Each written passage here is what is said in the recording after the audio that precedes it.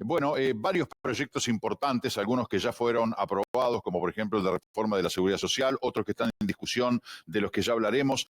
Cabildo Abierto quedó conforme con el proyecto final que se aprobó, el de reforma de seguridad social. Sí, nosotros entendemos que el proyecto fue significativamente mejorado desde su ingreso al Parlamento el pasado mes de octubre. Y acá es bueno reiterar que lo que Cabildo anunció en aquella oportunidad es que íbamos a hacer todo lo que estuviera a nuestro alcance para mejorar el proyecto y que entendíamos que era necesario que estuviera aprobado este proyecto, que hubiera una ley que garantizara la sostenibilidad del sistema en el futuro. Y en ese entendido fue que trabajamos todos estos meses, y esto lo digo porque después aparecieron algunas voces de gente que no participaron en las reuniones que yo tuve con el propio presidente de la República a decir que hubo algún incumplimiento, esto y lo otro. Claramente hicimos lo que dijimos y finalmente votamos la ley porque entendemos que es necesaria y pensamos que mejora sustancialmente la realidad actual y sobre todo le da oxígeno a un sistema que de otra forma todas las proyecciones indicaban que iba a colapsar en un plazo no muy largo. En respecto al proyecto de seguridad social, la reforma de seguridad social, en algún punto Cabildo Abierto tenía una serie de planteos, de modificaciones para introducirle y, bueno, como que condicionaba Cabildo Abierto los votos a que esas recomendaciones, esos cambios fueron tenidos en cuenta y también a que hubiera aprobación de otros proyectos. Usted en alguna ocasión yo lo escuché decir de que nunca se habló de, por ejemplo, condicionar los votos de Cabildo para la reforma de la seguridad social si votaban o no votaban otro proyecto de iniciativa de Cabildo Abierto. Esto usted sigue afirmando que nunca existió. Mire, especulaciones se puede hacer muchas. Hay gente que pareciera que estuviera interesada en ensuciar la cancha, en desvalorizar el trabajo importantísimo que hizo Cabildo Abierto en esta ley finalmente aprobada, poniendo arriba de la mesa temas que no resisten el análisis de cualquier persona medianamente crítica. ¿Qué cambio hicimos de qué proyecto? Este proyecto de la seguridad social ya está aprobado, ya está pronto para ser promulgado por el Poder Ejecutivo.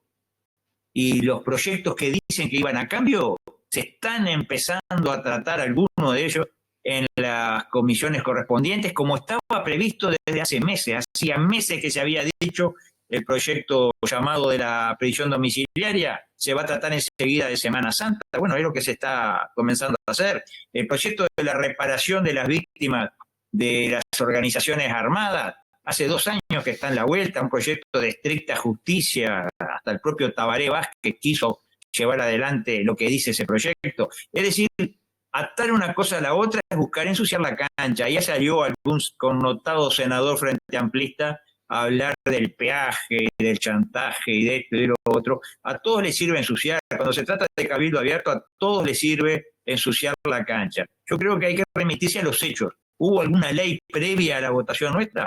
Hemos votado, la ley se va a promulgar y ahora se están tratando nuestros proyectos como se vienen tratando otros desde hace mucho tiempo. Quisiéramos tratar, por ejemplo, y para nosotros es muy importante, el proyecto que establece el delito de prevaricato de jueces y fiscales. Y eso no hay disposición a tratarlo. Quisiéramos tratar el proyecto por el cual el Senado deba dar la venia para las concesiones a largo plazo. Y eso no hay ni miras de tratarlo. Podríamos haberlo puesto en ese chantaje, en ese peaje que dicen algunos. Queremos, y ahí sí vamos a trabajar, y no es parte de ninguna negociación claramente, el proyecto de las deudas de las personas físicas. Bueno, si hubiéramos ido a un peaje o chantaje, hubiéramos exigido que aprobaran ese otro proyecto, que es un proyecto, yo creo que debe generar gran preocupación en todo el sistema político. Bueno, claramente, yendo a su pregunta, los que muestran que Cabildo negoció nada más que las cosas que están en el propio proyecto o ley ya de la reforma de la seguridad social. Eso fue lo que nosotros planteamos, exigimos, y después no hubo moneditas de cambio como algunos sugieren. Hay un dicho muy famoso que dice, creer ladrón que son todos de su misma condición. Capaz que los que lo están diciendo son porque es su modus operandi, pero no es el nuestro. Senador, independientemente de la explicación que usted da, que es absolutamente clara, el hecho de que la reforma de la seguridad social se haya votado y que otros proyectos sean o anteriores o posteriores, no implica que haya una negociación más allá del tiempo. Es decir, bueno, el proyecto de reforma de la seguridad social lo estamos discutiendo hoy, pero cuando se discuta después de Semana de Turismo, por ejemplo, el tema de la prisión domiciliaria para mayores de 65 años, cuento con tus votos. O sea, se puede dar esa negociación en la hipótesis, está claro. Quiero decir que no es excluyente el hecho de que primero sea un proyecto y después sea el otro. Las negociaciones pueden estar condicionadas en el tiempo. Sí, se podría dar, pero siempre librado a la buena voluntad de otras partes. Distinto sería si hubiéramos exigido algo previo. No exigimos nada previo y tenemos la convicción de que los legisladores de los demás partidos van a votar o no el proyecto de acuerdo a su convicción, a su leal saber y entender, y no en base a una exigencia que, aparte, una vez votada ya la reforma de la seguridad social, no tendría sentido. Está claro. Senador, respecto al tema del proyecto de ley de prisión domiciliaria para personas mayores de 65 años que impulsó Cabildo Abierto, hay un proyecto complementario del Partido Nacional que propone elevar la edad de 65 a 70 años. Esto tiene básicamente un espíritu humanitario, ¿no? De personas de determinada edad que terminen de cumplir su condena en su domicilio. Hay excepciones dentro de este proyecto, como por ejemplo delitos de violación, o los delitos comprendidos en la ley 18.026 o el caso de homicidio agravado. Aquí lo que genera un poco de urticaria es que dentro de ese proyecto estarían comprendidas personas, por el simple hecho de la edad, que hayan cometido delitos de lesa humanidad. ¿Esas personas están comprendidas en el proyecto o quedan excluidas? Mire, primero que nada es bueno recordar el marco en el cual se presentó este proyecto, ya hace 3 años casi, era en plena pandemia, de ahí surge la edad de 65 años, porque es la edad que la OMS estableció como grupos de alto riesgo por la pandemia. Entendíamos que tener presos de 65 años o más en plena pandemia, bueno, era una barbaridad, dada que aparte era el grupo de alto riesgo. Por eso el número 65, por eso ahora esta variación en el nuevo proyecto que plantea el Partido Nacional de 70 años, para nosotros está con el mismo espíritu que el original nuestro, es en cierta forma establecer un sentido humanitario a la cárcel con excepciones. El delito de lesa humanidad que usted me plantea es una de las excepciones que está planteada, pero claramente, más allá de las excepciones, creemos que para la generalidad, le pongo un ejemplo, por decirle algo, una persona octogenaria que hoy esté preso por estafador. ¿Está bien que esté preso en nuestras cárceles? ¿Está bien eso? Bueno, nosotros creemos que no, que máxime cuando hay un montón de gente hoy por hoy presa en su domicilio, con tobillera o con lo que sea, presos en su domicilio. Hay centenares en esa situación. Bueno, lo que nosotros queremos es que no quede al libre arbitrio de un magistrado que a veces puede actuar con algún sesgo, sobre todo en determinados temas. Hemos visto actuación de los magistrados con determinados sesgos, de algunos magistrados, no quiero generalizar. Creemos que esta ley al menos pone cierta justicia en cuanto a que todos los que cumplan con determinado rango de edad, determinada situación, y no estén exceptuados por los delitos que expresamente se establecen, usted los mencionaba, pensamos que es una ley que va a mejorar y va en el sentido de una humanización del sistema carcelario. O sea que aquellas personas que estén presas por haber cometido delitos de violación de los derechos humanos, los militares que están presos en las cárceles, por ejemplo, la cárcel de Domingo Arena, quedan excluidos de este proyecto de obtener el beneficio de prisión domiciliaria. Mire, no se puede legislar con nombre y apellido ni para favorecer ni para perjudicar. No, hablando de delitos cometidos. Si cumplen con el rango que establece, o sea, con las condiciones, con los requisitos que establece la ley que finalmente se apruebe, podrán ser beneficiados o no. No sé, la verdad que habrá que ver cómo termina. Hay muchos aportes que se están recibiendo hoy, podrán ser beneficiados o no. Pero claramente no se puede legislar para que estos no queden en libertad o para que estos queden en libertad. Hay que legislar en general y abarcar todos los posibles presos detenidos que estén, que cumplan con los requisitos que establezca la ley una vez que se apruebe la ley. Está en plena discusión, todos los días se reciben aportes, se reciben delegaciones. Bueno, cuando se apruebe, vaya a saber cuándo, esa ley va a establecer requisitos. Los que cumplan estarán comprendidos, los que no cumplan no estarán comprendidos, pero no podemos decir estos no van a salir o estos van a salir. Yo creo que es ponerle nombre y apellido a las cosas. Bueno, con nombre y apellido dicen que era el proyecto original de Cabildo Abierto, ¿no? Desde la propia coalición han dicho este proyecto tenía nombre y apellido, con estas modificaciones que se le están haciendo va a ser más abarcativo, como señala usted, pero sin decir nombres, fulano, mengano y sultano, podemos decir, bueno, las personas que hayan cometido delitos de lesa humanidad quedarán excluidas de este proyecto de ley. Eso es lo que a la gente más le preocupa. Y dice, bueno, no me parece justo que los delitos de lesa humanidad, que son imprescriptibles, esas personas que los cometieron gocen de un beneficio de prisión domiciliaria por la gravedad del delito que cometieron, así como los homicidios agravados y las violaciones. Sí, está bien. Claramente hay principios del derecho que hay que respetar. En nuestro país las leyes tienen vigencia en determinada fecha y comprende y alcanza a aquellos que las infringen después de que están en vigencia. Eso de la irretroactividad de la ley penal es uno de los principios cardinales del derecho que habrá que respetar el no juzgar dos veces a una misma persona, habrá que respetar un montón de principios que muchas veces no se respetan, pero claramente lo que usted dice, los que están exceptuados por el texto de la ley no estarán comprendidos.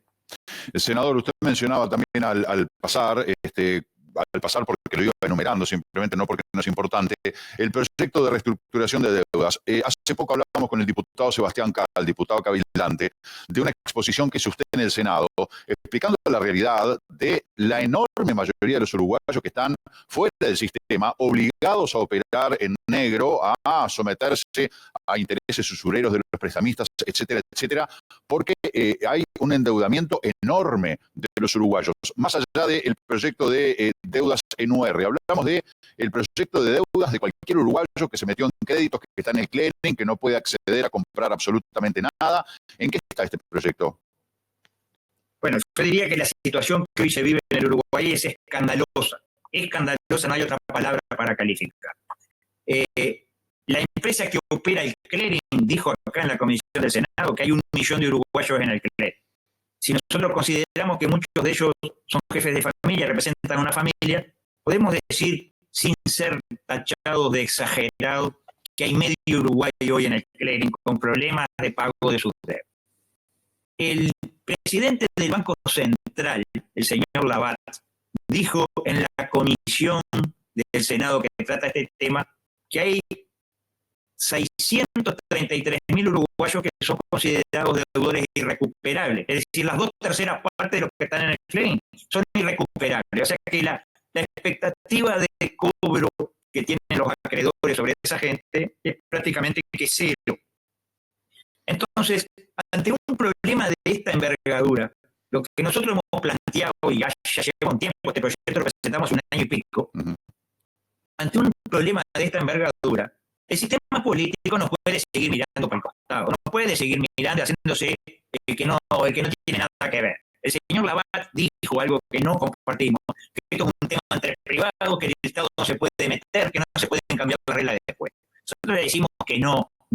El Estado se puede meter, se debe meter, y sobre todo si consideramos que la situación actual en buena parte está condicionada por una ley que aprobó este Parlamento en las legislaturas anteriores, en el año 2007, la ley 18.212, una ley que ampara a la usura pura y dura, ampara a los prestamistas para que presten hasta intereses cercanos al 200%. Eso es así, o sea que el propio Estado tiene cierta responsabilidad al haber aprobado esa ley, una ley que llevó la firma del contador Astori y el aval del contador Vergara. Hay que recordarlo porque la gente tiende a olvidarse, y ha sido en buena parte responsable de la situación que se está viviendo hoy. Tenemos derecho a cambiar las reglas de juego y tenemos derecho a intervenir en el tema entre privados, porque esos privados están actuando en diferentes posiciones de poder. Es como dejar que negocie el lobo con las ovejas y dejarlo, bueno, que se arreglen entre ellos. No, el Estado tiene la obligación de proteger al más frágil, de proteger a aquel que no tiene quien lo defienda. Tenemos la obligación de atender este problema. Entonces, Cabildo Abierto presentó un proyecto. Ahora, como ese proyecto fue rebotado en el Senado, en el plenario del Senado, con los votos de los demás partidos, volvió a comisión, les hemos introducido algunas mejoras a ese proyecto. Lo estamos presentando en estos días con las mejoras que incluye las deudas con el Estado, partiendo de la base que el Estado es tal vez el principal usurero en este país, y además queremos definir claramente el concepto de deuda justa, es decir, qué es lo que realmente debe el deudor, que no es lo que dice el acreedor que debe, sino que tiene que ir al sentido común, al reajuste de lo que se le prestó, más un interés razonable, y no lo que hoy están pretendiendo cobrarle. Bueno, ese proyecto pensamos que tiene que ser de interés de todos los partidos. Aspiramos a que haya una ley de consenso entre todos los partidos. El Frente Amplio, que como acabo de decir, en buena parte, en buena medida, es el padre de la criatura, el padre del problema, por la ley esa que aprobó en el 2007 y que impulsó y que se olvidó totalmente del ciudadano de a pie, del trabajador. Bueno, el Frente Amplio en estos últimos días presentó un proyecto que es muy similar al que rechazó en noviembre. Seguramente lo hace ante nuestra advertencia de que si no hay ley habrá plebiscito. Entonces el Frente Amplio presentó un proyecto que lo estamos analizando y que probablemente lo incorporemos a el proyecto que estamos armando nosotros. A todas luces es insuficiente el proyecto del Frente Amplio, pero es un avance. Por lo menos están demostrando por primera vez sensibilidad en este problema. Y las autoridades económicas del Partido Nacional nos han dicho que van a presentarnos también en estos días un proyecto. Vamos a tratar, si estos proyectos son compatibles, hacer uno solo con el nuestro y lograr una ley de consenso. Eso sería el ideal. Lo que no se puede es no enfrentar este problema de una vez por todas desde el sistema político. Senador, ¿y esa ley de consenso que tendría un espíritu de a esa cantidad de uruguayos endeudados y de repente pidieron 50.000 pesos y hoy deben 1 millón? Bueno, vamos a establecer una deuda razonable, pagable, para de alguna manera ayudarlos a entrar de vuelta en el sistema formal, para automáticamente sacarlos de clearing. ¿Por dónde irían los caminos para regularizar la situación de tantas familias? Es así como te dice. Básicamente, esto tiene varios aspectos, pero básicamente es ir el concepto de la deuda justa. Mire, nosotros tenemos testimonio de una persona a la que le prestaron 30.000 pesos, perdió el empleo, durante 7 años no pudo pagar, cuando quiso volver a pagar porque tuvo empleo nuevamente, le dicen: usted está debiendo 1.365.000 pesos. Lo tenemos documentado.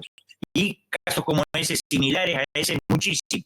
Bueno, nosotros decimos, vamos al concepto de deuda justa. Le prestaron 30.000 pesos, lo reajustamos al momento que se va a pagar por IPC, se le suma un interés razonable que cubra los gastos al prestamista, y esa es la deuda justa que debe pagar el deudor una vez reestructurada su deuda en base a nuestro proyecto, y darle la oportunidad de que pague. No estamos hablando de un perdón a tutti, y estamos hablando también de deudores de buena voluntad, no del avivado que siempre los puede haber. Deudores de buena voluntad, se demuestra que perdió el trabajo, se demuestra que le cambiaron las condiciones por esta razón o por la otra, y de esa forma está comprendido en el proyecto. Seguramente de esos centenares de miles de uruguayos, una buena parte va a estar comprendido en él. Ir a la deuda justa. Vuelvo a lo que le dije al principio. La expectativa de los acreedores hoy es de cobro cero. Con el concepto de deuda justa vigente, seguramente van a recuperar algo, no lo que pretenden. En el caso de esta persona de 30.000 pesos que estaba mencionando, la deuda justa es 100 y poquito de 1.000 pesos, 10 veces menos de lo que le quieren cobrar. Pero esa persona, 10 veces menos, probablemente lo pueda pagar.